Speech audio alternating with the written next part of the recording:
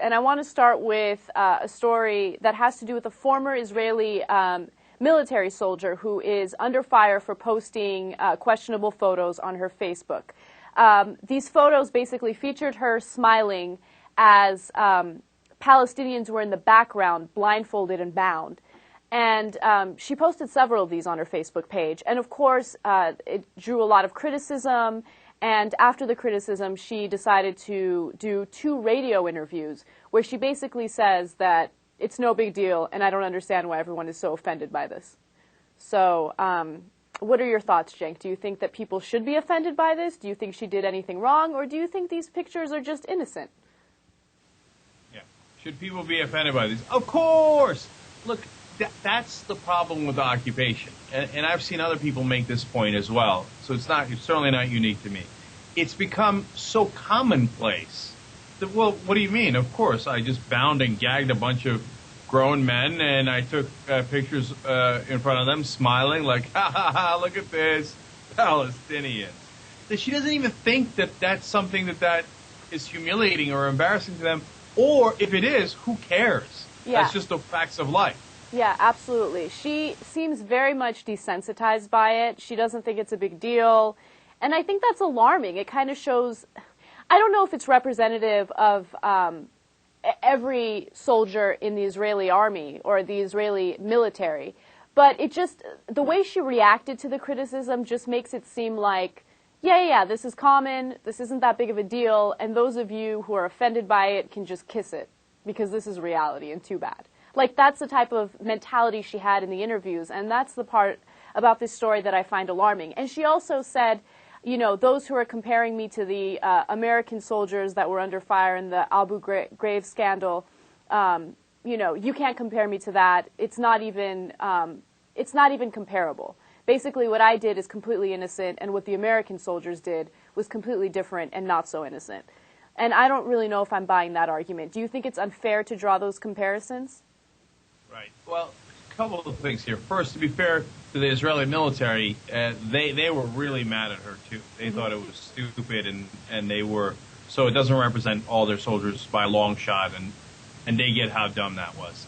Then, second of all, I mean, look, the American pictures in Abu Ghraib were worse, of course, because they had just tortured those people. Right. Some of them were dead, right? So now, in this case, it's not torture, but it is still humiliating. It's in the same ballpark. It's definitely not the same thing.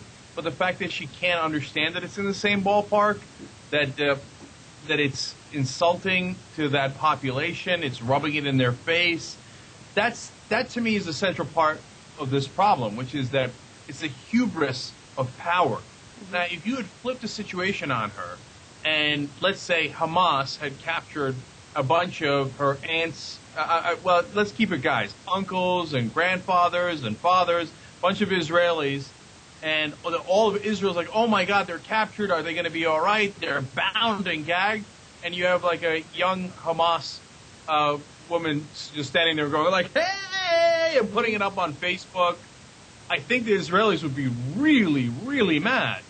Understandably so. Yeah, absolutely. And they just don't get that these Palestinians, they feel the same way. They're human beings. They don't like being humiliated like that. Right. And the fact that she doesn't think it's humiliating is really alarming. So I have a couple of her statements just so I can show the audience what her reactions were to the criticism.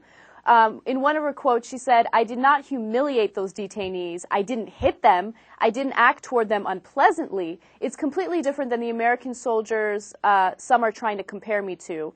She continues to say that this is something that happens every day in the Army, especially at bases like this. She called the Army's criticism of her a disgrace, saying that she endangered her life for Israel, for her country. So she's saying, what? I served in the military. How dare you guys criticize me? Because, of course, Israeli officials are criticizing her for this, as you mentioned, Cenk. And she thinks that that's crazy, and they have no right to do that because she served in the military. I think what she's not getting is that that's why the Israeli military is pissed, because of what she said there. What? It happens on the bases all the time. That's what the Israeli military doesn't want you to know, right? That's what they're trying to say, oh, no. And she doesn't get, and she's like, what? I served in the Israeli military. This is what we do. And that's the problem, and she doesn't get that. Yeah.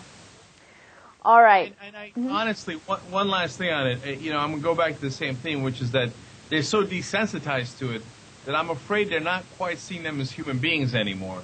And it happens in a lot of prisoner guard situations. There's the famous Stanford experiment on this, and guards or the people in power wind up becoming desensitized fairly quickly. But you got to watch out for that. Whenever you have people like that, and you think all the people that they detained briefly, the Israelis, that they're all guilty or they're all terrorists? Hell no, they detain an untold number of people, and a great majority of them are innocent. You got to treat them with some degree of respect, like they're a real human being, and that's what we've lost sight of here, unfortunately, and that's one of the brutalities of occupation.